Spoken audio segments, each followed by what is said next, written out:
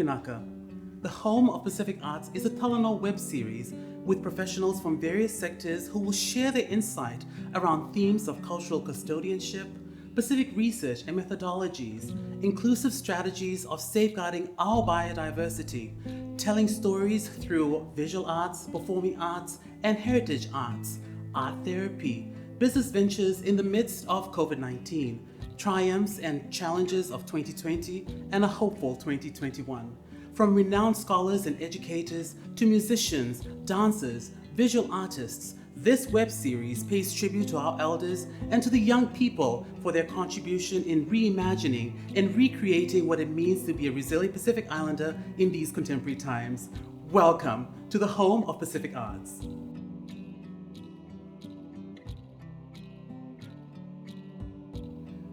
Binaka, and welcome to the home of Pacific Arts.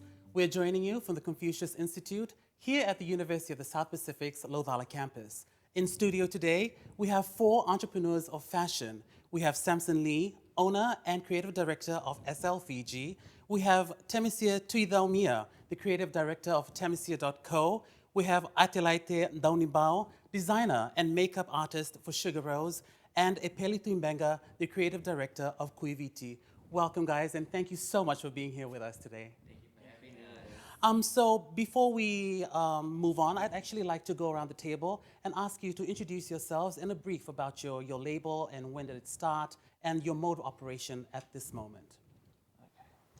Thank you, Jazz. Well, my name is Samson Lee, and my label is Samson Lee Fiji, also known as SL Fiji. I started my business 6 years ago, and I did this by launching it just online. I did a collection of about 10 to 15 pieces, and I put it up on Facebook, and ever since then, it kind of like hit it, like it just went off on its own.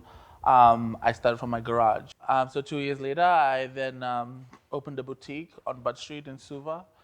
And just last year, I then opened at the Grand Pacific Hotel. So that's where I'm at right now. Congratulations. Thank you so much.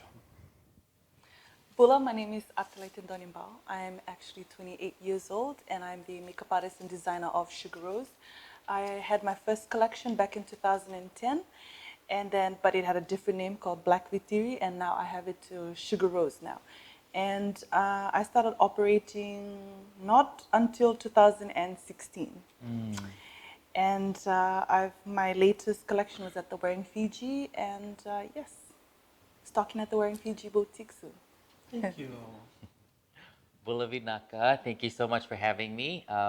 Like you introduced myself, my name is Temesia Tuicaumia, and I have a funny story before I went into fashion designing. I first started off as an influencer for men's lifestyle, fashion, food, and adventure as Temesia.fj traveler. And then last year, my very, very good friend, Samson Lee, pushed me and said, you must do Wearing Fiji. And that's where my label was birthed, Temesia.co. So it's almost going to be a year for my label, and it's an exciting journey. Vinaka. Yeah. And thank you so much, Jess, for having all of us here this morning. My name is Epeli Tuibeqa. I'm 33 years old, and I hail from the beautiful village of Lamikoro in the province of Rewa, with maternal links to Vutuna in Nerai. My brand label is called Kuiviti, and I specialize in Pacific clothing inspired by the Fijian culture, and I do ready-to-wear garments, custom-made clothing, as well as bridal. I started off in the pageant scene, just dressing contestants, and then just gradually moved on into the ready-to-wear scene as well. My mode of operation, I just work online most of the time, catering to clients in not only in Fiji, but the regional industry as well as the diaspora. Lovely. Thank you very much, Epeli. And I think you've answered my next question, which was going to be, what fascinates you about what you're currently doing right now in fashion design, and how does that translate in the products that you actually put out? Well, when it first started, what really fascinated me about fashion was because I made it for myself. I enjoyed it because I was making clothes for myself, and because I travel a lot with the other work I do apart from fashion, I had to show the world what Fiji was. When I attended conferences overseas, And I remember going to New Zealand, and I realized you can't really wear sulvatanga in the winter there. So I went into creating suits that represented Fiji and the Pacific, and just being an advocate for menswear.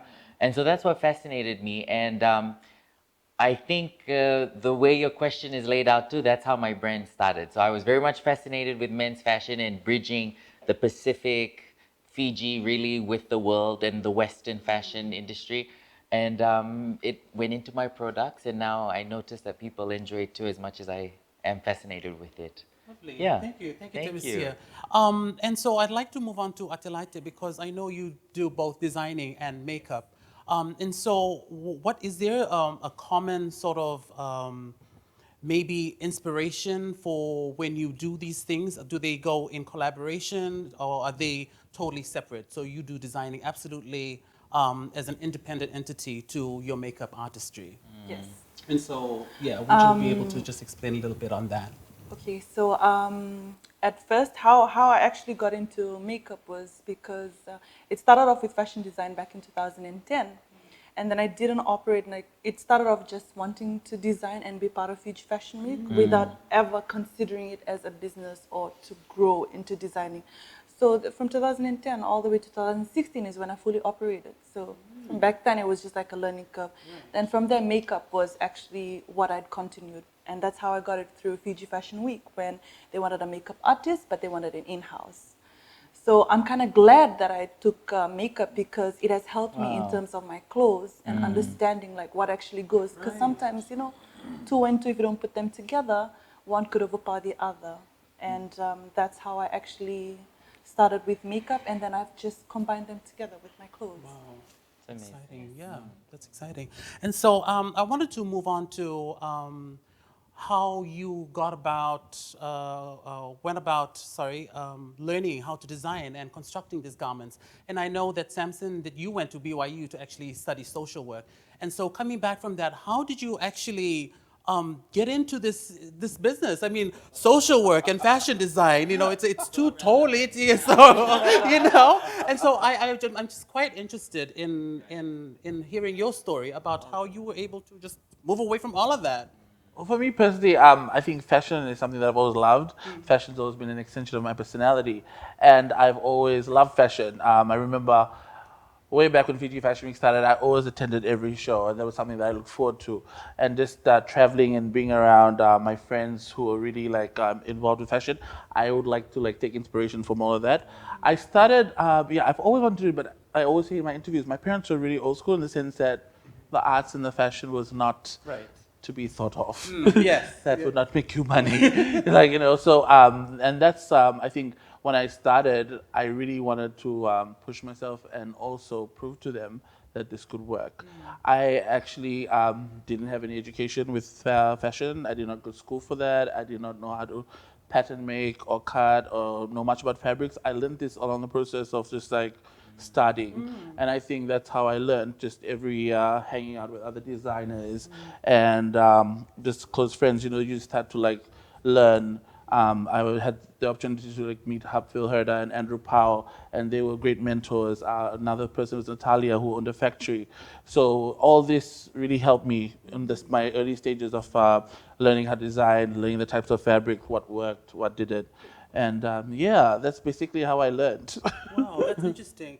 And now, in contrast to that, I know that both Epeli and Atelaite have been part of the APTC program. I'm not really sure the name of the program, but I know that you had to go to school and it actually taught you how to design and construct garments.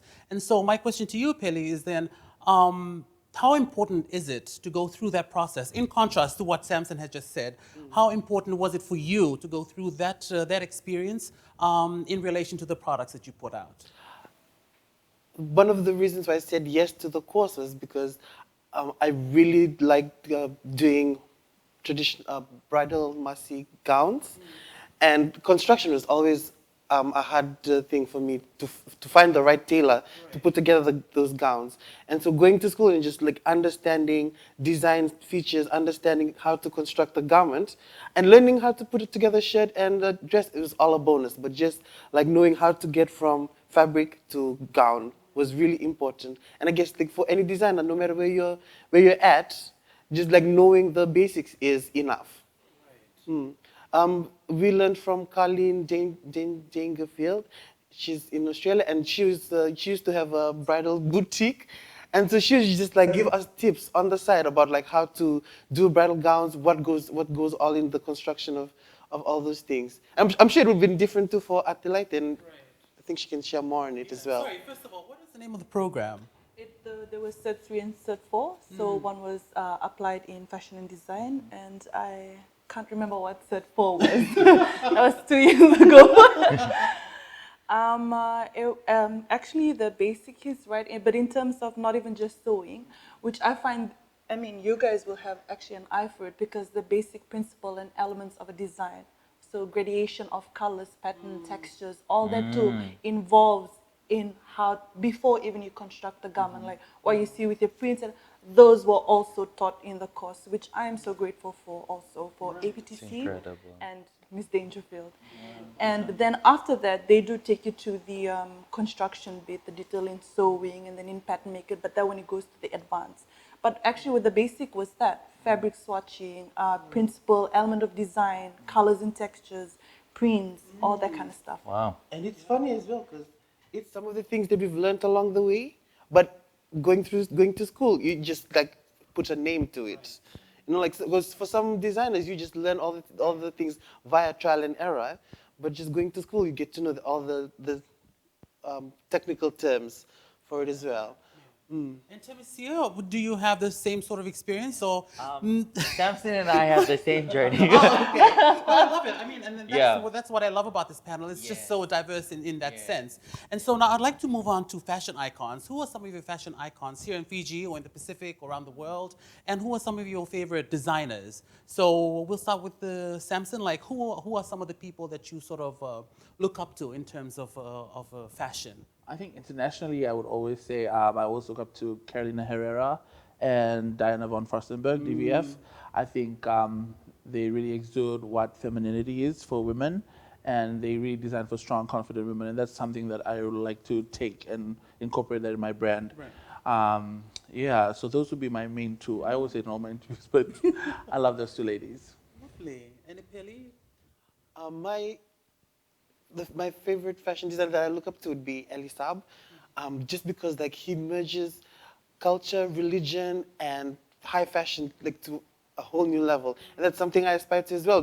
Being given that I'm Itoke, and how I can merge the Itoke culture as well as being a Christian and like, celebrate it. Right. Wonderful. And to Atelaite? It's definitely the brand Balmain and Versace because Oh, they yes. portray I love women Balmain. embodiment like beautiful and sexiness, and it's unapologetic, and they support that, you know, because with the outfit you can definitely feel powerful with a really good outfit. So they've always, so I really fan those two brands and many more, of course, but for that one for women especially. And Temesia, I know Well- you're dying to share your favorites. Well, I think I enjoy every designer, but right now, what my thing is, I enjoy most is Instagram. Scrolling through my For You page and looking at just the different designs that come out from all these people, even though they're not high labels but just seeing their creativity, I get so inspired So from. true. Yeah. So true. And so I wanted to actually ask, where do you draw your inspiration from, and how does that translate to your products? I went to Wearing Fiji a couple of months back, and three of you were part of that fashion show led by Samson Lee and his committee members.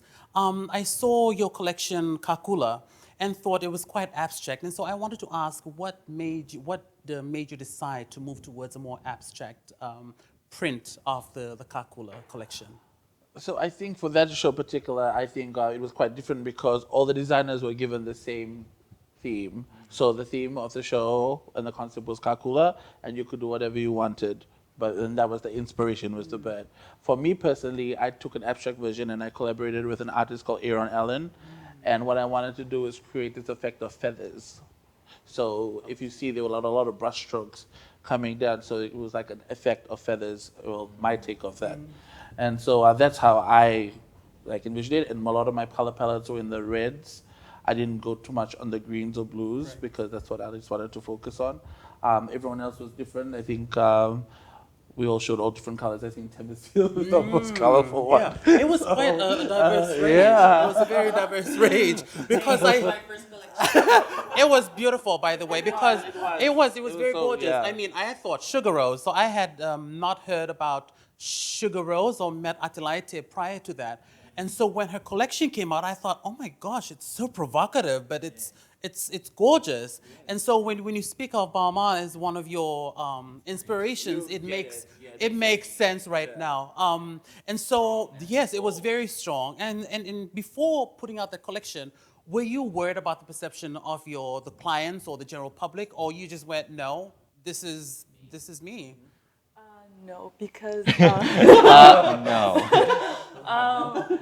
because in terms of custom orders, they're very simple and like I said before, when I released the first collection of Fiji Fashion Week 2010, I had a lot of backlash from that because I did show a lot of sexy and just a lot of like feeling good kind of clothes and just feeling empowered and with your body and just not really caring about anything. So, and when I went into business, it was like totally an opposite thing. They they really wanted to be conservative. So I thought there was no kind of clients that like that. I would have any clientele. So I thought, okay, women here, they don't dress like that. I just have to change my way. And then only until last year when I really thought about it, and then I thought, okay, I'm gonna go, stay true, and then at the same time stay sustainable. So. Because I looked into my journal, I was like, okay, it's a new collection, like I gotta make so much money for this. And I looked in and I was like, okay, we'll go with this 2-year-old fabric. And then I found the colors at least of the kakula, and then I've just went with Wow. this. Yeah, I love the fact that you said feel good clothes and not revealing clothes because women should not be judged about how much that they reveal, but how they feel. And so I love the fact that you said feel good clothes as opposed to too much, skin and not enough fabric. And so, that was Because I think everyone, if they dress not for the other person, they dress for how they feel. And It's different. so I kind of found that out after wearing Fiji when I found out there are some people like that actually like clothes like they that. like clothes like that. Yeah. So I was like, that's really cool. And then I've just stuck with those. I think that pink gown, that ending piece, that just was- went yeah, everywhere. that was- Everyone wanted that piece. I saw that piece at the Kuiviti Show, fashion show that's right. straight after Yeah. that. So That's right. yeah, so that was very beautiful. And Nogokaloa Nogobanua. So I get the concept or the inspiration behind the collection, but for our viewers, can you just explain a little bit more about what the collection entailed? So I wanted to put together a show that celebrated the Fijian culture, celebrated me as an Itoke, and I picked October 10th, being that it was Fiji Day, and we were celebrating the 50th independence of our nation. And I wanted to also capture some of the olden day cuts, but just tweak it a little bit to give it a modern feel. And from the model selection to the people who were on board, I kind of made sure that they all celebrated Fijian indigeneity, celebration of Fijian culture, Fijian language as well, because it was Fijian Language Week. And so I was really happy with the turnout that came from it as well, because it also translated into sales. Which is great. Yeah. And so do you find that your collections that you were putting out actually fulfills the need or the want from your clients? Does it fulfill that clientele, that market that you've actually created for yourself? Or do you find that you have to constantly diversify in the way that you design or put out garments? Well, for me, I think my clientele, I think I know whom I market when the people that buy from me, the women especially. And I've had them from the time I've started. So they've been very loyal, and I must thank them for that. But I kind of know what they want, and I know what to design for them. So with my collections I given last year and the years before, normally I like to do a limited collection, which is very exclusive, and I normally like to sell it all out. So I think we were really fortunate last year. For us that did wearing Fiji, we sold all our collection was out, so we didn't have Congratulations. anything left here. That's awesome. So the market is there. I Yeah, think the there's market is there's there. people, there's women Yeah. and men out there waiting to buy. Right. Yeah. And so, because I was just going to ask, as fashion shows, do you prefer to have it as a collective or solo? I mean, it just seems like you constantly feed that market, and it works either way, right? Or what do you think in your view? Do you think as a collective you can still get more out of it?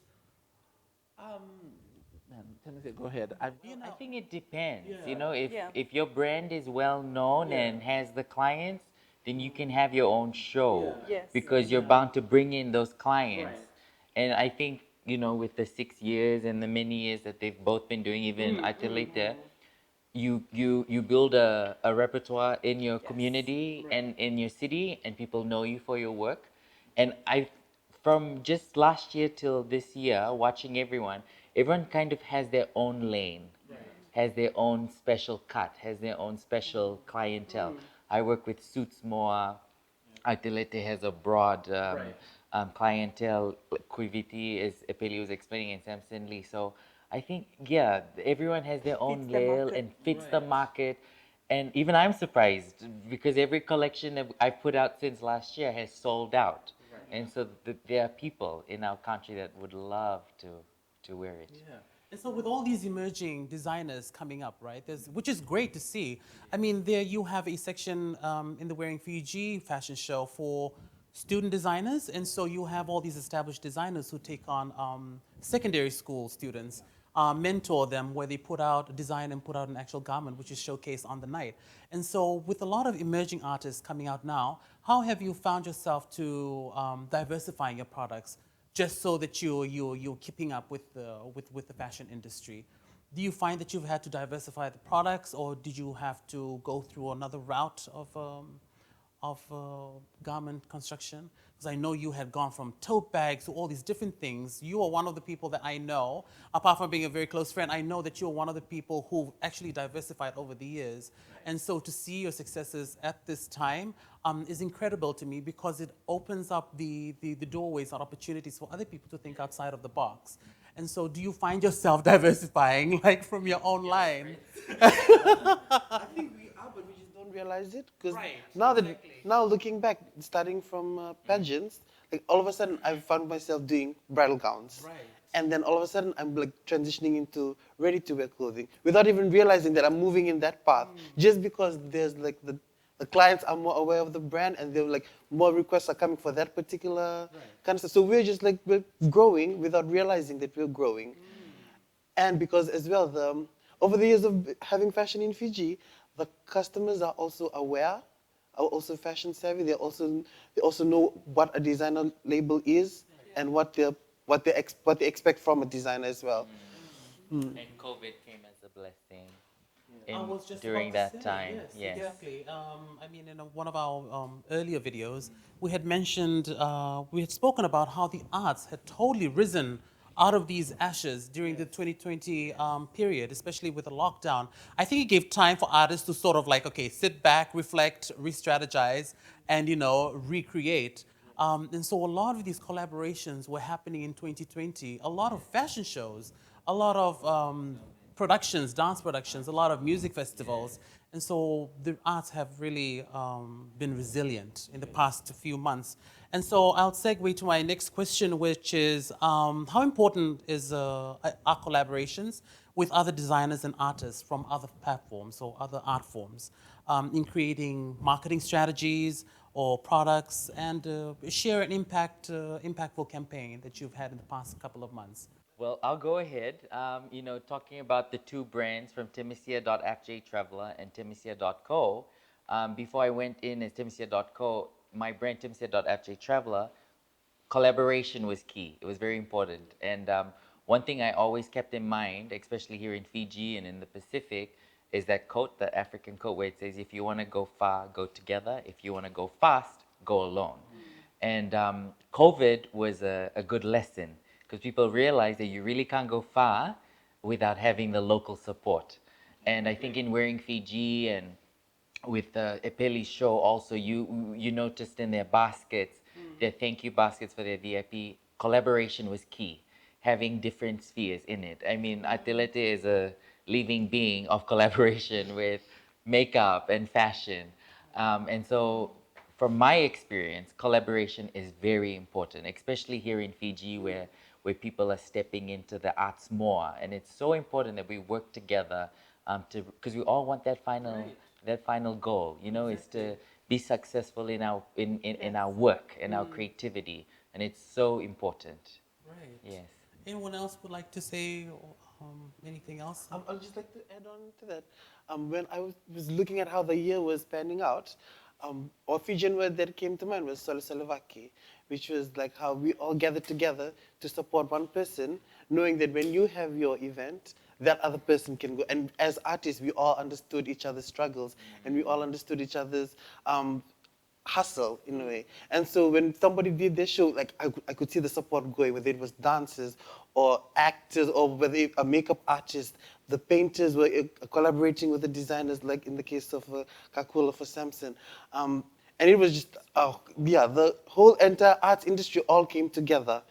People were going into recording studios and recording as normal. And in turn, sound engineers were also like reciprocating the support as well. So it was really insane for us creative artists last year and even going on to this year. We just kickstarted 2021 for us. Nice.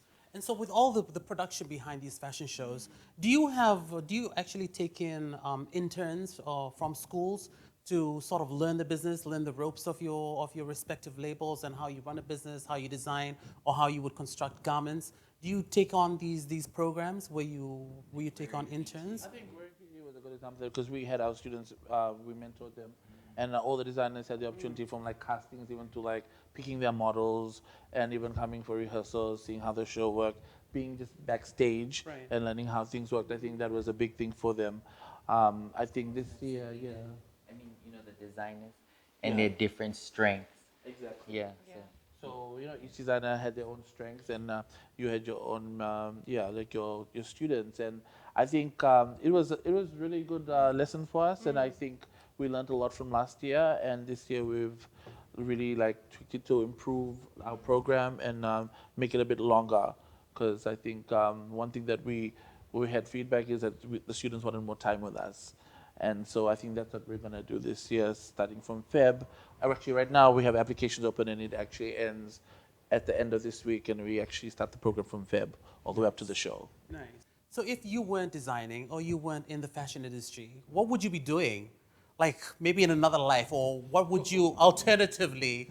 Well, you're already doing that. So if you weren't doing that, can you imagine yourself doing anything else? Like, for example, Atelaite, fashion designer and makeup.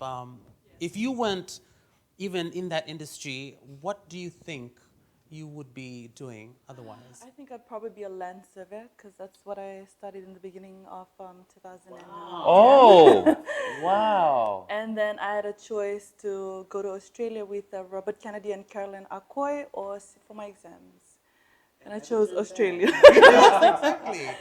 That is so interesting. See, you guys didn't know that, did you? I did not. Yeah. My grandmother wanted somebody in the family to study land surveying because I was the only one that actually reached that academic level in my whole family. So I took on my grandmother's wish, and when she passed away, I guess that was like I just followed what I did, and I'm pretty sure she's happy again. I'm sure she is. Epeli? But I was fortunate to, when I came into the art industry, I started off as singer for Pacific Voices, and then I went into dancing, and then all of a sudden fashion just became a thing. So if I were doing fashion, it'd probably be one of the other two. Nice. Temesia. Well. Apart from being an entrepreneur. Wow, that's a tricky question. I think because I only have this life, I'm trying to do everything I can. And so apart from fashion, I love working with children, and I love training teachers that want to become teachers. And so how have you managed to stay in business during these uncertain times? I know you have mentioned collaborations was one of the key priorities for putting out something fresh in terms of marketing, in terms of products. How have you been able to mitigate the issues that came along with COVID-19? Epeli, we'll start with you, because I know even despite that, you've just launched your Kuiviti webpage. So congratulations, website, sorry. And so how have you managed to do that and keep your other businesses afloat? One of the things I noticed that came from the lockdown was that more people are now on their phones and they're just scrolling. And so my virtual community just grew as well overnight. And I find myself having to like supply stuff to the people outside of Fiji, particularly to the UK, through Bula Fusion UK. And so they've just come on board and just we've worked together and just I've been constantly supplying them with stock. And what they do is just they boost it there. So they've been supplying France and the United States as well from the United Kingdom. An interesting fact I just found out yesterday that Atelaite actually makes her own products, her beauty cosmetics. And so is that one of the ways that you've had to keep afloat, is like diversifying through cosmetics? That's incredible that you've been able to make these things. Yes. It's an aromatherapy line, so it's more of like calming the mind. And I've always been that kind of person, like energy and. I thought about zenfulness, and I thought about one way that I could naturally make my products at home, because it's just at-home products, and how it could like collab with my beauty branching out and another source of income, and that's actually how I've started with, and it's on the 30th. 30th of January. So 30th January 2021. Because we are actually recording out of an academic institution, one of the questions I wanted to pose with you is, how do you, through your work, through your products, able to educate people? How are you able to provide that sort of information through your products or through your marketing strategies of how you put out your items for sale? How do you actually educate your audiences, or how do you provide those conversations to happen? For example, 2 semesters ago, there were conversations around a local designer and the types of images that were being used in her garments. They were printouts that were actually printed on these fabric, which she constructed. And so there were quite some conversations, not negative. It just stirred up conversations about, the use of these prints, especially during this time, and the models that were used. It was quite diverse. There were cis men and cis women, and there were also trans models in these campaigns. And so, how do you sort of incorporate this sort of education or this awareness or this revolution in your garments, in your products? We'll start with Temesia. Wow, how do we educate? I think coming from a teacher's perspective, social media can be used in 2 ways, and so going into that stream of being an influencer, you're always educating people that are watching. And so one thing that's always important is that you know what you're talking about and what you're sharing. And because of the things I do that I enjoy most, especially with clothing that I've come to love, it's so important to have your own identity with your clothing. Yeah?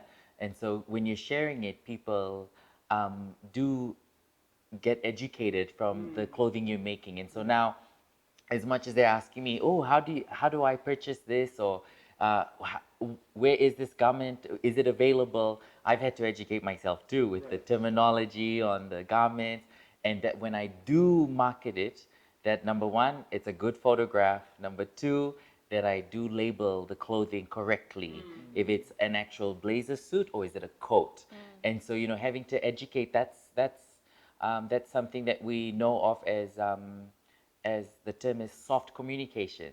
So people are just scrolling and reading online, or whether they see it on this platform that we're on right now, depending where they are, it's soft communication. They're listening to it, and it's not hard in their faces, but they're being educated from it. And So I think that's one thing that's very important, is how you put it out, because you're always educating. People are always learning every day. So it's very important that you stay consistent. I think that's the word, is consistency when you're educating people, especially with people that are influential like us. You know, we may not know it, but we have an impact in our community. People stop to listen, to get educated, and without them knowing, they are taking in that little bit of education that we put out. True.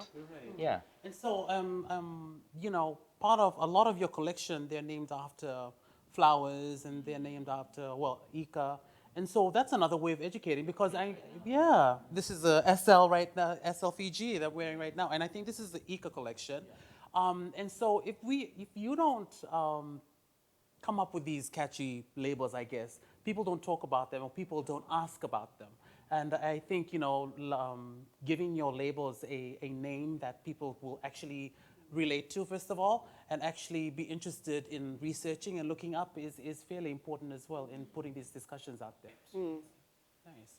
And so I want to now talk about charity work or relief efforts. What are some of the charity works or relief efforts that you've done over the past couple of weeks or maybe months? Have you worked on relief efforts for TCYASA or any other charity trust that you are interested in or you work closely with? Please share those experiences with us. We'll start with maybe Samson.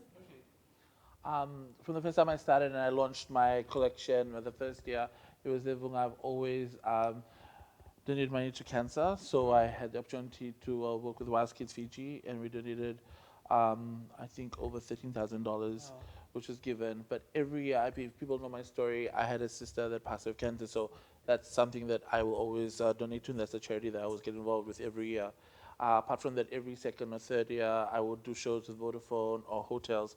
Last year, I had the opportunity to work with Radisson for their Pinktober campaign, and prior to that, I've always done Vodafone's high tea with Pinktober as well. So it's always been with cancer for me, like just donating and giving back. Nice, thank you. Yeah, Thank you for that, Samson. thank you. Yeah, thank you. Epeli? I'm very passionate about climate change, and over the years, I've always been engaged with 350.org and their fight for climate change, and also did some work with the Pacific Climate Warriors as well. And it's something that I'm passionate about. Being a Pacific Islander, we don't have a few years left, right? So we need to take immediate climate action always. And no matter how the little that I give to the cause is what I find enough, whether it be my talent or my time. I'm just like engaging in their community work as well. So yeah, climate change. And that's another form of educating the general public is doing these collaborations. So those are very important. Yeah, it also puts you on a different platform, I guess, so to speak, from your audience's perspective. Yeah. And Temesia, any? Well, I work with children, a lot of children. There's an NGO that I work for, apart from fashion, it's called Mobile Kindi. We work with disadvantaged communities, but we're trying to move away from the word disadvantaged and use marginalized. So I work with marginalized communities in Fiji. So these are families that their priority every day is putting food on the table and not really education. For the last 9 to 10 years, we've been advocating for education here in Fiji, and our government has taken on for free education from grade 1, from class 1 up. And so we are now advocating for free education for kindergarten for our 5-year-olds and 4-year-olds. So because we don't have that yet, we provide free education for those marginalized communities that are 4-year-olds, 5 years old. So we start from 0 to 8-year-olds that we work with marginalized communities. And these are communities that I live in Namandi Heights, and there's a community I serve in which is only 2 minutes away. And here am I staying in a very comfortable home, and there's a child lying on the ground, 30 seconds away if I'm driving to his house. So it's very sad, but poverty is something that's really big here in Fiji. But like we said, you gotta collaborate, you gotta work together. So the NGO I work for, Mobile Kindi, we've worked with UNICEF, we've worked with our government, with Ministry of Education, Ministry of Women, and so it's been great. It's been, I think, 7, going on 10 years now with Mobile Kindi, Fiji. Yes. Incredible work. Wow. And Atelaite? It's constructing garments. I think the one time we did construct the garments. Yes. For mobile Oh, we kiddies, so collaborated. We collaborated. They made uniforms. Uniforms. Go ahead, for yeah. the- Yeah. I We forgot. made- Yes. So we made uniforms for the. That's the one in. Vakalevu, yes, Culture Road. Culture Road. So that community that they made uniforms for, so you know how they have that public school up on the hill? That school was supposed to serve for the landowners, Vakalevu. But because there's no more space, these children were denied access to the Yes. school that was meant for them. So they asked Mobile Kindi to come in and open a school for the landowners. And so we did that and collaborated with the Atelaite's year, Yeah. right? The Yes. year, and they came in. They designed All the uniforms, uniform. constructed the Yes, uniforms. and they made The fabrics were cute, donated, yeah. and then we constructed Yes. the whole garments for the class. Wow. And then every year it's been like that. And then another one was the father-law homes, Yes. clothes, the 90s. So That was a good initiative. That was a great one. Yes. And so how can the general public assist? I mean, I know a lot of people maybe watching this in Fiji are not aware of these sorts of organizations and these sorts of projects. How do you maybe suggest or advise them to assist if they want to, if they can? How would they be able to do that? Like We have our platform, right. Mobile Kindi. We have Child Benefit Fiji, our website, or you can find us on Facebook also and send a message through there, because right now that's the main connection with the world at this time during COVID-19. It's not really emails; it's sharing stories through Facebook with images, and so you can find us on that platform. Mobile Kindi. Yeah, Mobile Kindi Fiji. Perfect. Yeah. And my final question to you is for aspiring artists or for aspiring designers watching this, what is one message of encouragement you'd like to share with them about the industry and about pursuing their dreams or their passion? I would say just stay true to yourself and really love what you do. If you're going to be in this business, you really have to understand that it's not just all about fashion. You should also understand the business side of things. And it's not just fashion and key. Of course, that's the good stuff. We love that. But there's also the business side of it. And I think that that's something that they should kind of learn as well. And just being honest. Honesty, I think, takes you so far. And I think that's one of the things I'll always talk about. If you're honest with yourself and with what you do with your business, you'll be very successful. And yeah, that's my advice. Thank you, Samson. Oh, Please. anytime. Mine would be there's never a perfect time to start. And because your journey could take 1 year and then you're there, and then or 6 years and then you're there. So that contemplation that you tell yourself, you're just prolonging the process and the decision. So I would say, yeah, there's no perfect time to start, and take a business class. Yes, so important. Girl. So important. Take a business class if you can, so you can learn. Because otherwise, you're literally just selling without making anything. Learn. I do look up to. Temesia. Wow. Well, if you're just about to go into university, please go. It's so important. Go to school, even if it's not fashion. Education is so important. Your gifts and your talents will only take you so far, but your education will take you further. Yes. Just like Atelaite said, even Samson Lee, even though fashion is not his main, it's yes, we all went to school. It's so important. Whether we know it or not, education still plays a vital role. So I think that's first key, yes.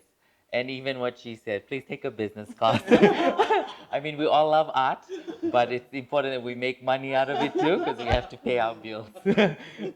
I would just reiterate what my fellow colleagues have said. Know your stuff, study hard, even before making up your mind to go into the field. Some of us have done trial and error so many times, so that would be my advice. Just study, study hard, work hard, know your stuff. Choose your heart. Thank you very much. Okay, so to finish off, would you like to talk about your upcoming projects? Is there something that you'd like to share with our viewers for the next 6 months? Whatever projects that you have going on, you can totally share that now. Well, for us, I think Wearing Fiji, we've started. We're actually going to start our program, like I said earlier, in Feb, and our show will probably be around May or June. So I think that's something that we're working towards, and I think Temesia and Atelaite are totally on board. They better be. I'm not kidding. Very much on board. Yeah. We're ready to see our students this year and just make things better. Yeah. And so if people wanted to volunteer to come and help out with your shows and stuff like that, how would they be able to do that? Email us. You can email us on wearingfiji@gmail.com. Yeah, that'll be great. On social media, reach out to one of us. Okay. Yeah. Perfect. Yeah, definitely. Kuiviti, any upcoming projects right now? Or? Not right now, but of course I'm doing the October show again. That's like working slowly towards it. For now I'm just like trying to see if I can work with sublimation, digital printing, just like see what that whole process is all about. Wow. That's awesome. Well, thank you very much, you guys, for making time. Thank you for being very patient with us. So that's all the time that we have for you today. If you'd like more information about these individuals and also their products or their lines, you can visit their social media platforms. We have SL Fiji, we've got Sugarose, we've got Temesia.co, and Kuiviti, who's also just launched his Kuiviti website. Till the next time, I'm Jesoni Naga, your host. Goodbye.